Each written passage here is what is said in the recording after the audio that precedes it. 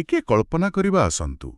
ମାନେ ଧରିନିଅନ୍ତୁ ଆମ କମ୍ପ୍ୟୁଟରରେ ଏମିତି ଗୋଟିଏ ଲୁଚି ରହିଥିବା ଭାଇରସ୍ ଅଛି ଯାହା ଆମେ ଟାଇପ୍ କରୁଥିବା ପ୍ରତିଟି ଜରୁରୀ ଡକ୍ୟୁମେଣ୍ଟକୁ ସେଭ୍ ହେବା ପୂର୍ବରୁ ହିଁ ଡିଲିଟ୍ କରିଦେଉଛି।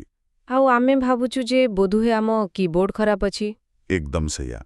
ଠିକ୍ ସେହିପରି ଆମେ କେବେ ଭାବିଛେ କି ଯେ ଆମ ମସ୍ତିଷ୍କ ଭିତରେ ଚାଲୁଥିବା ଗୋଟିଏ ଅଦୃଶ୍ୟ ସ୍ୱର, ଯେଉଁ ସ୍ୱରଟି ଆମକୁ କହୁଛି ଯେ ଆମେ ସେହି ପ୍ରମୋସନ୍ ପାଇଁ ଯୋଗ୍ୟ ନୁହଁ କିମ୍ବା ଆମ ଦ୍ୱାରା ଏହି ନୂଆ ବିଜନେସ୍ ଆଦୌ ହୋଇପାରିବ ନାହିଁ, ତାହା ବିଲକୁଲ ସେହି କମ୍ପ୍ୟୁଟର ଭାଇରସ୍ ଭଳି କାମ କରୁଛି।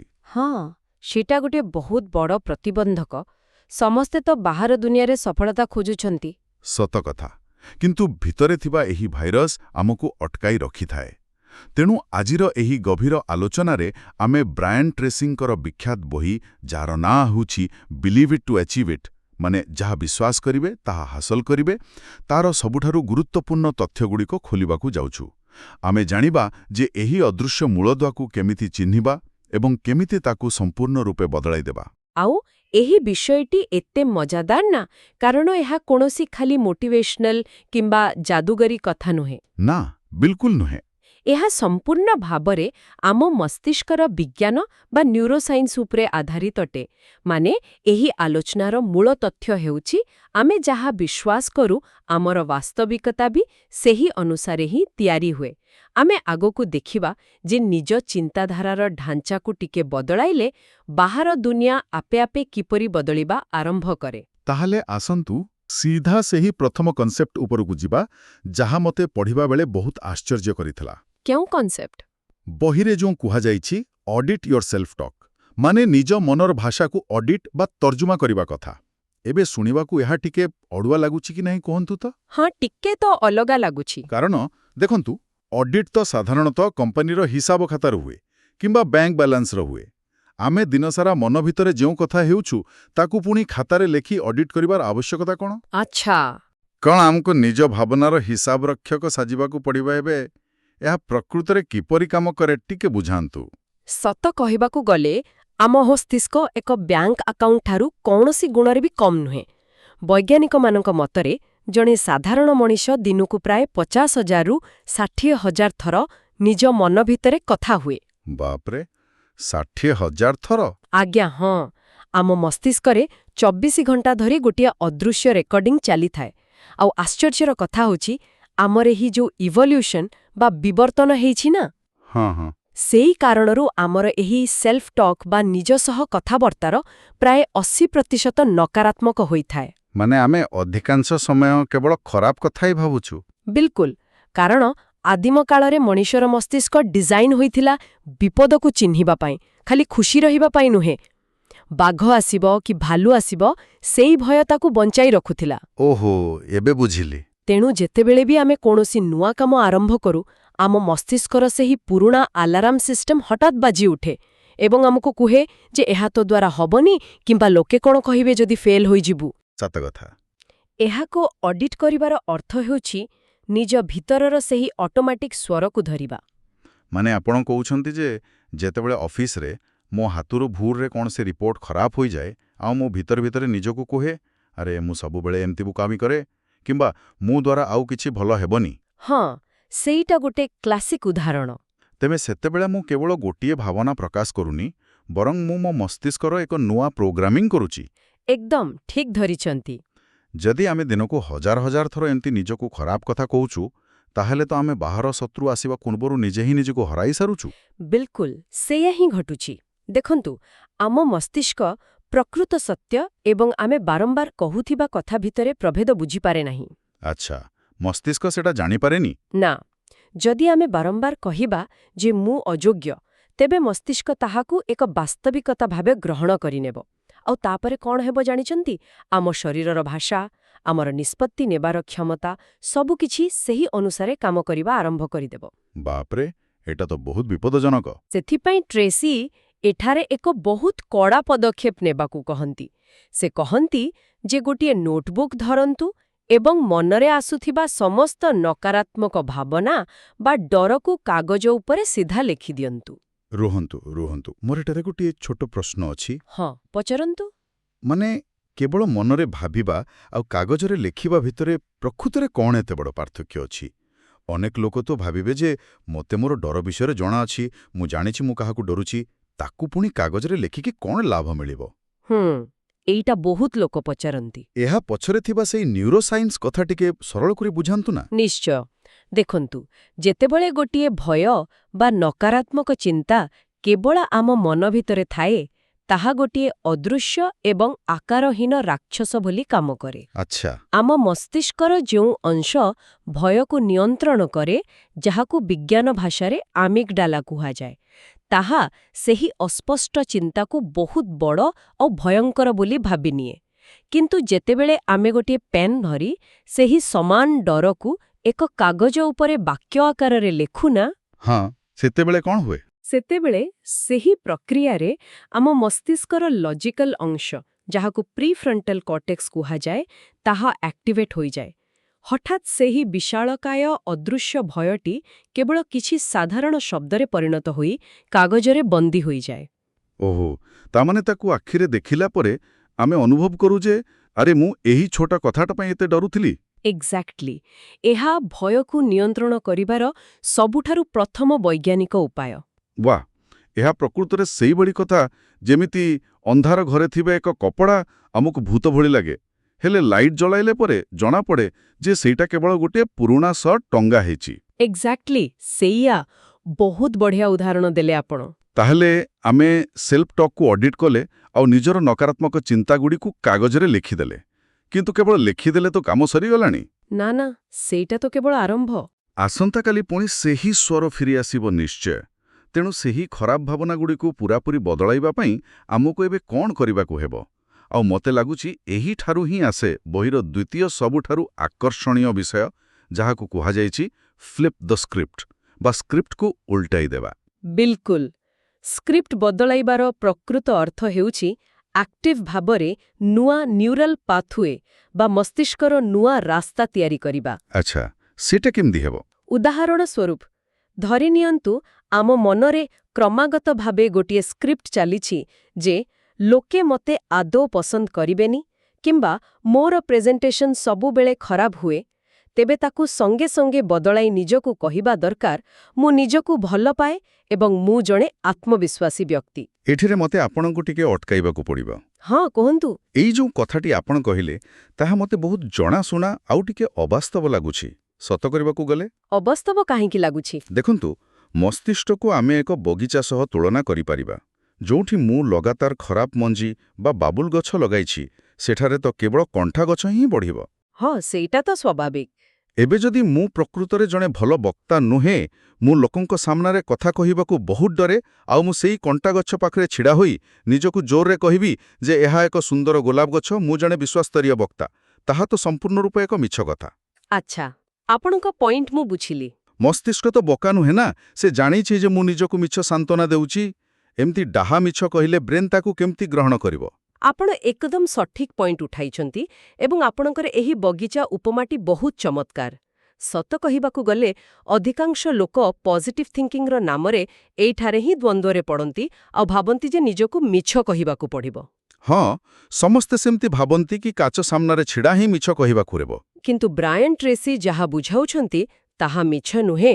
ଆମେ କଣ୍ଟା ଗଛକୁ ଗୋଲାପ ଗଛ ବୋଲି କହୁନାହୁଁ ଏଠି, ବରଂ ଆମେ ସେଠାରେ ଏକ ନୂଆ ଗୋଲାପ ମଞ୍ଜି ପୋତିବାର ପ୍ରକ୍ରିୟା ଆରମ୍ଭ କରୁଛୁ।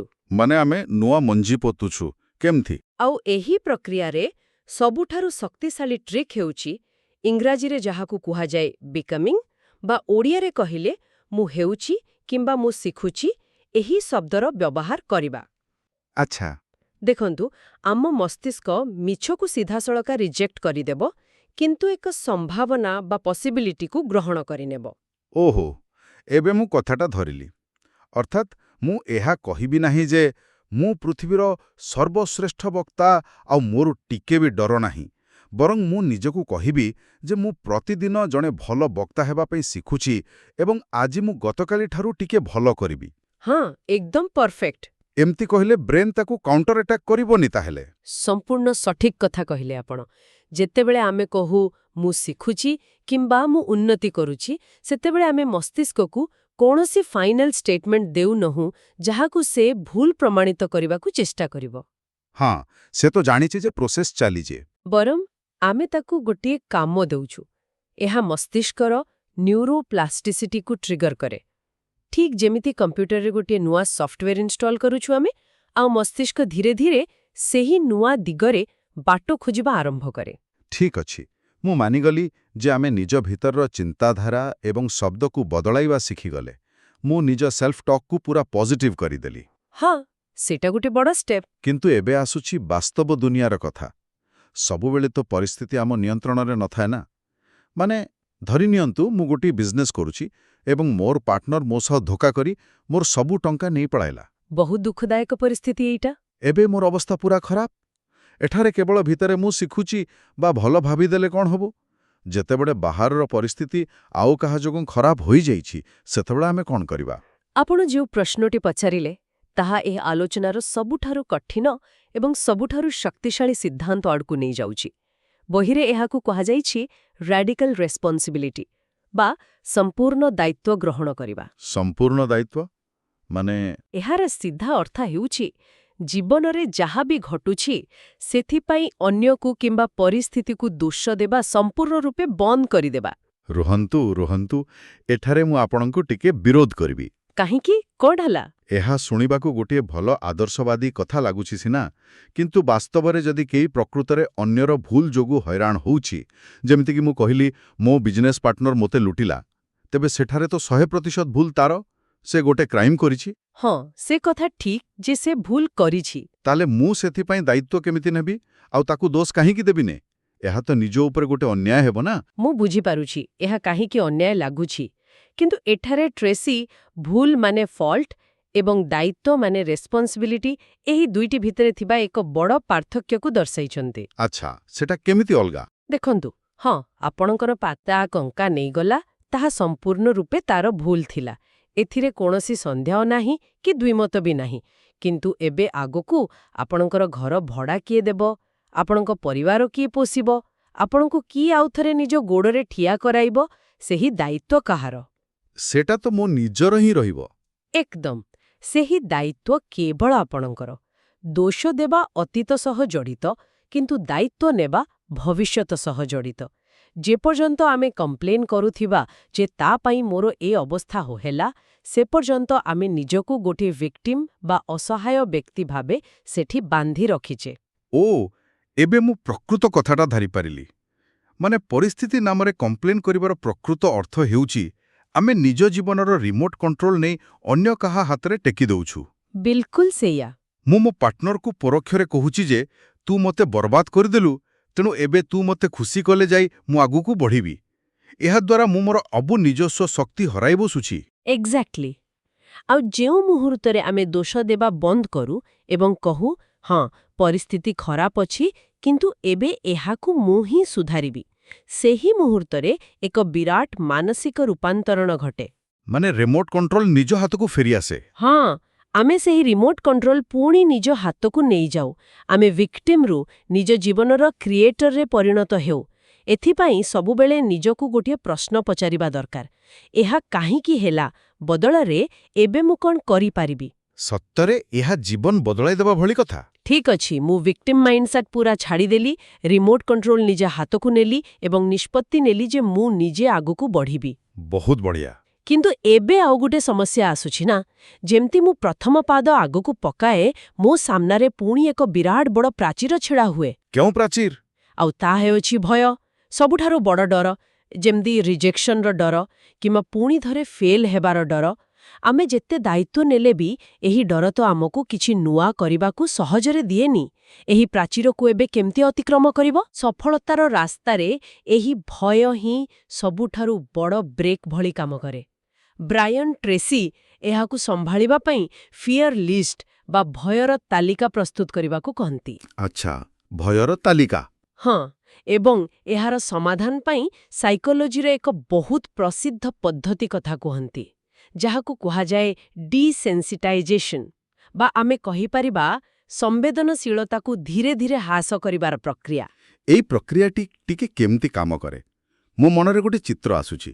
କ'ଣ ଏହା ସେଇଭଳି କଥା କି ଯେମିତି ଭୟ ଆମକୁ ଗୋଟିଏ ବିଶାଳ ପାହାଡ଼ ଭଳି ଲାଗେ, ଯାହା ଆମର ରାସ୍ତା ଓଗାଳିଛି ଆଉ ଆମେ ତାକୁ ଡେଇଁକି ଯାଇପାରିବାନି?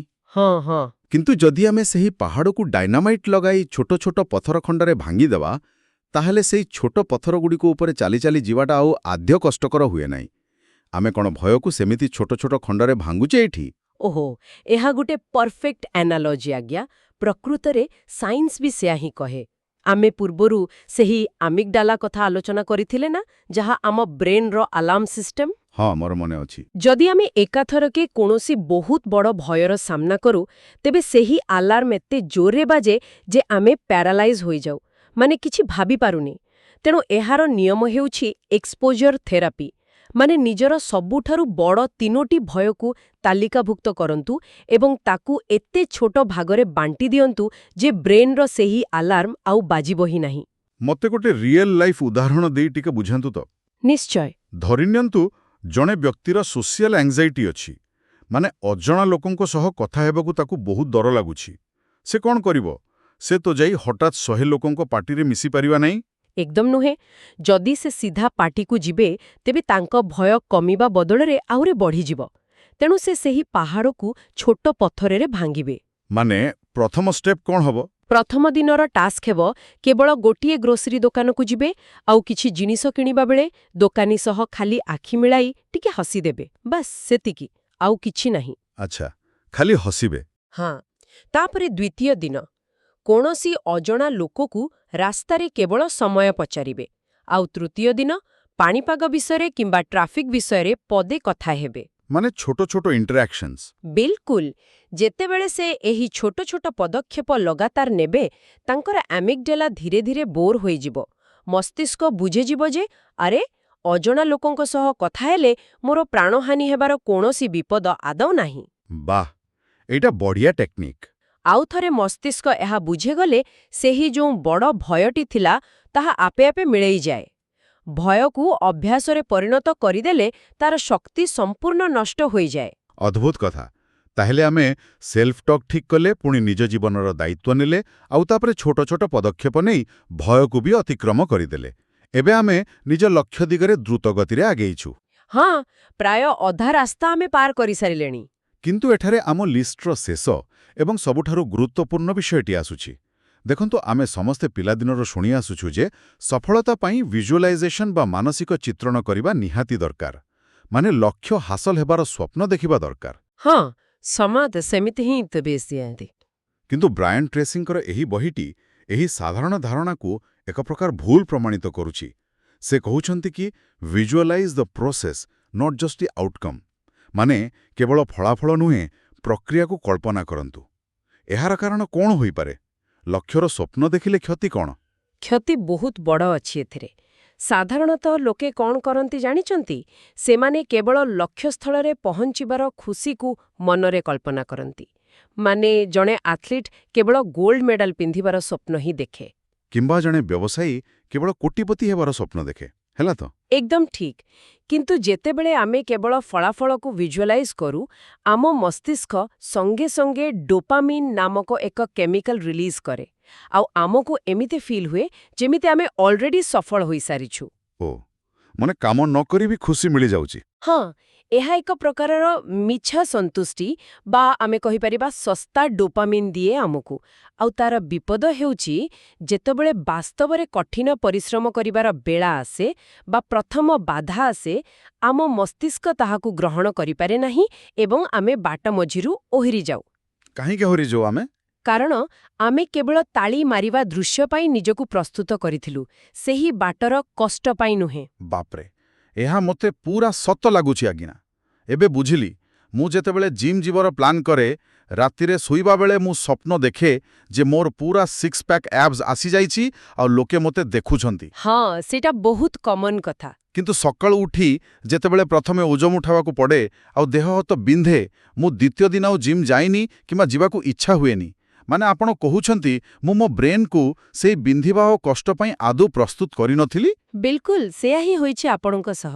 ତାହେଲେ ଆମେ ପ୍ରକୃତିରେ ଭିଜୁଆଲାଇଜ୍ କେମିତି କରିବା ଉଚିତ? ଏଥିପାଇଁ ଆମକୁ ମେଣ୍ଟାଲ ରିହର୍ସଲ ବା ମାନସିକ ଅଭ୍ୟାସ କରିବାକୁ ପଡ଼ିବ। ଆମକୁ ନିଜର ସଂଘର୍ଷ ଏବଂ କଷ୍ଟକୁ ଭିଜୁଆଲାଇଜ୍ କରିବାକୁ ହେବ। ମାନେ କଷ୍ଟକୁ ସ୍ୱପ୍ନରେ ଦେଖିବାକୁ ପଡ଼ିବ?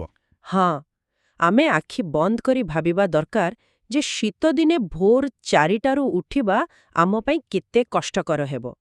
ଜିମ୍ରେ ଓଜନ ଉଠାଇଲା ବେଳେ କେମିତି ଝାଳ ବୋହିବ, ଆଉ କଷ୍ଟ ହେଲେ ବି ଆମେ ହାର ନ ମାନି କେମିତି ଆଉ ଗୋଟିଏ ସେଟ୍ ମାରିବା। ଆଚ୍ଛା, ସବୁ ନେଗେଟିଭ୍ ନୁହେଁ, ବରଂ କଷ୍ଟ ସମୟରେ ଆମର ରିଆକ୍ସନ୍ କେମିତି ହେବ ତାକୁ ଭିଜୁଆଲାଇଜ୍ କରିବା। ଏକଦମ ଠିକ୍। ସେମିତି ଜଣେ ଛାତ୍ର ଭାବିବା ଦରକାର ଯେ ଗଣିତ ନ ବୁଝିପାରିଲେ ସେ ରାଗିରାଇ ବହି ବନ୍ଦ ନ କରି ଧୈର୍ଯ୍ୟର ସହ ତାକୁ ପୁଣି କେମିତି ଚେଷ୍ଟା କରୁଛି। ଯେତେବେଳେ ଆମେ ଏହି ସମ୍ପୂର୍ଣ୍ଣ କଷ୍ଟକର ପ୍ରକ୍ରିୟାକୁ ଆଖି ବନ୍ଦ କରି ମାନସିକ ସ୍ତରରେ ଅନୁଭବ କରୁ, ଆମେ ନିଜର ସ୍ନାୟୁ ପ୍ରଣାଳୀ ବା ନର୍ଭସ୍ ସିଷ୍ଟମକୁ ଆଗାମୀ କଠିନ ପରିସ୍ଥିତି ପାଇଁ ଆଗୁଆ ଟ୍ରେନିଂ ଦେଉଛୁ। ବହୁତ ଗଭୀର କଥା ଏଇଟା। ମାନେ ଆମେ ନିଜ ବ୍ରେନ୍କୁ ଆଗରୁ ଏକ ଡେମୋ ବା ଟ୍ରେଲର ଦେଇ ଦଉଛୁ ଯେ କଷ୍ଟ ନିଶ୍ଚୟ ଆସିବ ଆଉ ଆମେ ତାକୁ ସାମ୍ନା କରିବା। ହଁ, ସେଇଆ। ଯାହାଫଳରେ ବାସ୍ତବରେ ଯେତେବେଳେ ସକାଳୁ ଆଲାର୍ମ ବାଜିବ, ଆମେ ଚମକି ପଡ଼ି ପୁଣି ଶୋଇଯିବା ନାହିଁ। ଆମ ବ୍ରେନ୍ କହିବ, ଆରେ ଏହା ତ ମୁଁ ଆଗରୁ ଦେଖିଛି, ମୋତେ ଜଣାଉଛି କ'ଣ କରିବାକୁ ହେବ। ସମ୍ପୂର୍ଣ୍ଣ ଠିକ୍। ଆଉ ଯେତେବେଳେ ଆମେ ଏହିପରି ନିଜର ସଂଘର୍ଷକୁ ଆଗୁଆ ନିଜ ମନ ଭିତରେ ବଞ୍ଚିନିଉ ଏବଂ ପାର କରିନିଉ, ସେତେବେଳେ ସଫଳତା ଆଉ ଏକ ସ୍ୱପ୍ନ ବା ଦୁର୍ଘଟଣା ହୋଇ ରହେ ନାହିଁ। ତାହେଲେ ତାହା କ'ଣ ହୋଇଯାଏ? ତାହା ଏକ ସୁନିଶ୍ଚିତ ଫଳାଫଳରେ ପରିଣତ ହୁଏ, କାରଣ ଆପଣ ପ୍ରୋସେସ୍ ପାଇଁ ପୁରା ରେଡି ଅଛନ୍ତି। ବାକି ସବୁ କଥା ଯାହା ବି ହେଉ, ଆଜିର ଏହି ଗଭୀର ଆଲୋଚନା ପ୍ରକୃତରେ ମୋ ନିଜ ମସ୍ତିଷ୍କର ଅନେକ ବନ୍ଦ କବାଟ ଖୋଲିଦେଲା। ମୋର ବି ସେହି ସମାନ ଅନୁଭବ ହେଉଛି। ଯଦି ଆମେ ଆଜିର ଏହି ପୁରା ବିଶ୍ଳେଷଣର ମୁଖ୍ୟ ସାରାଂଶକୁ ଏକାଠି କରିବା ନା, ତେବେ ଆମେ ଦେଖିବା ଯେ ବ୍ରାଏନ୍ ଟ୍ରେସିଙ୍କର ଏହି ପୁରା ଫିଲୋସଫି ମୁଖ୍ୟତଃ 3ଟି ସ୍ତମ୍ଭ ଉପରେ ଆଧାରିତ। ହଁ, ସେହି 3ଟି ମୁଖ୍ୟ କଥା କ'ଣ? ପ୍ରଥମଟି ହେଉଛି ବିଶ୍ୱାସ ବା ଆମର ଭିତରର ସ୍ୱର, ଯାହାକୁ ଅଡିଟ୍ କରିବା ଏବଂ ନୂଆ ମଞ୍ଜି ପୋତି ତାକୁ ସକାରାତ୍ମକ ରୂପ ଦେବା। ଦ୍ୱିତୀୟଟି ହେଉଛି ଦାୟିତ୍ୱ ବା ରାଡିକାଲ୍ ରେସ୍ପନ୍ସିବିଲିଟି, ମାନେ ନିଜର ରିମୋଟ୍ କଣ୍ଟ୍ରୋଲ ଅନ୍ୟ ହାତରୁ ଛଡ଼ାଇ ନିଜ ପରିସ୍ଥିତିର ସମ୍ପୂର୍ଣ୍ଣ ଭାର ନିଜ କାନ୍ଧକୁ ନେବା।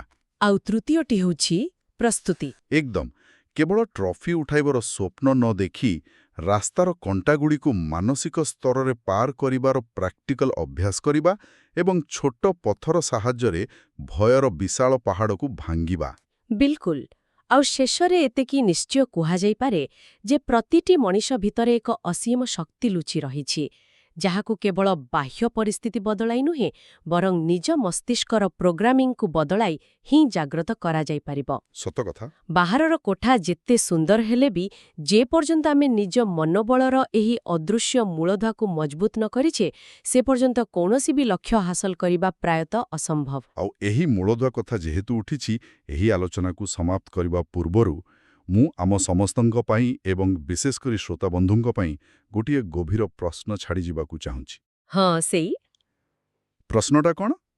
ଯେମିତି ଆମେ ପ୍ରାରମ୍ଭରେ କଥା ହେଉଥିଲେ ଯେ ଆମ ମସ୍ତିଷ୍କ ଭିତରେ 24 ଘଣ୍ଟା ଧରି ଗୋଟିଏ ସେଲ୍ଫ ଟକ୍ ଚାଲିଥାଏ, ଆଉ ତାହା ହିଁ ଆମର ଆଇଡେଣ୍ଟିଟି ତିଆରି କରେ। ହଁ, ସେହି 60,000 ଚିନ୍ତା। ଯଦି ଆଜି ଆମ ମନ ଭିତରେ ଚାଲିଥିବା ସେହି କଥାବାର୍ତ୍ତା ଆମର ଆସନ୍ତାକାଲିର ଭାଗ୍ୟର ସ୍କ୍ରିପ୍ଟ ଲେଖୁଛି, ତେବେ ଟିକିଏ ଏହି ମୁହୂର୍ତ୍ତରେ ଅଟକି ଯାଇ ନିଜକୁ ପଚାରନ୍ତୁ, ଗତକାଲି ସାରାଦିନ ଆମେ ନିଜକୁ ନିଜ ଭିତରେ ଯୋଉ ସବୁ କଥା କହିଥିଲେ, ଆମ ମନର ସେହି ସ୍ୱର ଆଜିର ଦିନକୁ କିପରି ପ୍ରଭାବିତ କରିଛି? ଏହା ଗୋଟେ ବହୁତ ଶକ୍ତିଶାଳୀ ପ୍ରଶ୍ନ, ଆଜ୍ଞା।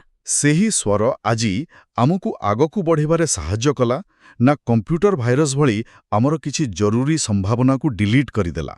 ଏହି ଗୋଟିଏ ଚିନ୍ତାଧାରାକୁ ନେଇ ନିଜର ଦୈନନ୍ଦିନ ଜୀବନକୁ ଆଉ ଥରେ ପରଖିବାକୁ ଚେଷ୍ଟା କରନ୍ତୁ। ଆମେ ପୁଣି ଭେଟିବା ଆଉ ଏକ ନୂଆ ଏବଂ ରୋମାଞ୍ଚକର ବିଷୟ ସହିତ।